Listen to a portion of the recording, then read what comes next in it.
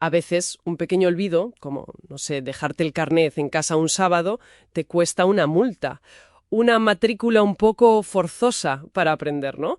Como decía aquel policía de la anécdota. Es que olvidamos lo que no tenemos delante. Totalmente. Pero claro, ¿qué pasa cuando ese olvido es espiritual? Ahí las consecuencias pueden ser, mucho más serias. Precisamente. Y justo de eso, de ese olvido espiritual y de cómo combatirlo, va nuestro deep dive de hoy. Queremos ver la importancia, que es crucial, de recordar activamente lo que Dios ha hecho. Y nos vamos a centrar en un ejemplo muy potente, ¿verdad? El cruce del río Jordán por los israelitas. Exacto. Las fuentes que manejamos son, sobre todo, el libro de Josué, pero también lo complementamos con otros textos, pues Números, Salmos, Hebreos, y comentarios que analizan este evento. Entendido.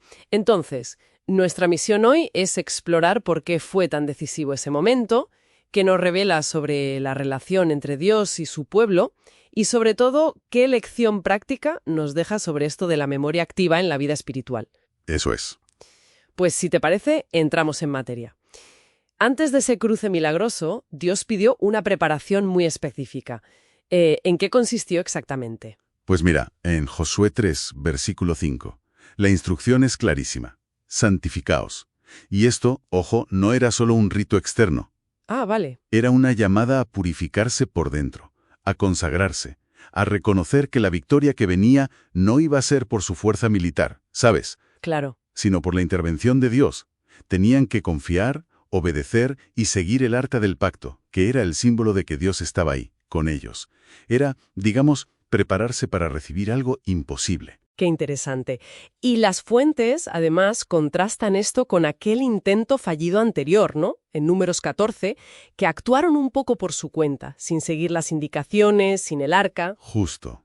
Más allá de que fuera desobediencia, ¿qué nos dice ese fracaso sobre la manera en que funciona esa colaboración entre lo humano y lo divino, que sí se dio en el Jordán? Pues sugiere que la acción de Dios necesita no solo que obedezcamos, sino que nos alineemos con sus tiempos y sus formas. No es cuestión de forzarle la mano a Dios, por así decirlo, Entiendo. sino de estar listos para cuando Él decida actuar. El cruce del Jordán, de hecho, se describe como niflaot, o sea, una maravilla.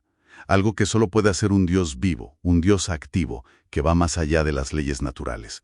Como dice Jeremías, para Él no hay nada imposible. Esa idea es potente, ¿eh? Un Dios que actúa más allá de nuestros límites. Pero claro, ¿cómo se consigue que esa confianza que nace de un evento tan espectacular perdure, que no se vaya diluyendo? Las fuentes hablan de algo muy concreto que se les pidió hacer después de cruzar. Exacto. Se les mandó coger 12 piedras del lecho seco del río y levantar un monumento. Y este monumento tenía como una doble función. A ver. Por un lado, ser una ot, una señal milagrosa, y por otro, un sicarón, un monumento conmemorativo. Pero la clave aquí está en el tipo de recuerdo que buscaba promover, que se asocia con el verbo hebreo sacar. Sacar. ¿Y qué implica exactamente? Porque entiendo que es algo más que simplemente acordarse pasivamente, ¿no? Correcto, totalmente. Sacar es un recuerdo activo, dinámico. No es solo traer algo a la mente, sino rememorarlo de una forma que impacte en el presente. Ajá. Historia, pensar en su significado y dejar que esa memoria te cambie la conducta, la identidad, aquí y ahora. El monumento estaba pensado, fíjate, para que las generaciones futuras preguntaran, oye, ¿y estas piedras qué significan? Claro, para asegurar esa transmisión activa de la fe. Eso es. Fascinante. Es como un mecanismo para que la historia se convierta en fe viva, generación tras generación. Pero las fuentes también alertan del peligro contrario, el olvido. ¿Cuáles son las consecuencias de no practicar ese zacar, según los textos? Pues el libro de Jueces es muy claro en esto. Olvidar las obras de Dios llevó a Israel directamente a la idolatría, a abandonar el pacto. Vaya. Parece que hay una conexión directa. Si pierdes de vista cómo Dios ha actuado para salvarte en tu historia, pues buscas seguridad o poder en otros sitios. Josué 4 también insiste en ese vínculo entre generaciones, ¿sabes? Conecta la experiencia del Jordán con la del Mar Rojo. Muestra que hace falta una memoria colectiva. Y un comentario de Elena G. de White, que citan las fuentes, recalca que este peligro no es cosa del pasado, que sigue muy vigente, que necesitamos, refrescar activamente la memoria espiritual para no perder el rumbo. Exacto. Y claro, en la tradición cristiana, el recuerdo central es el sacrificio de Cristo. Se nos pide recordarlo activamente, por ejemplo, en la comunión. Además, el propio río Jordán adquiere un simbolismo muy fuerte de transición en las fuentes.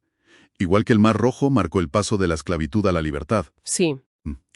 El Jordán señaló el fin del desierto, del nomadismo, y la entrada en la tierra prometida, un nuevo comienzo para Israel como nación.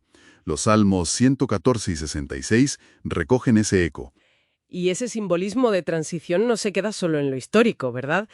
El Jordán también fue escenario de momentos clave para Elías y Eliseo, y, fundamental, para el bautismo de Jesús, que marcó el inicio de su ministerio público. Efectivamente.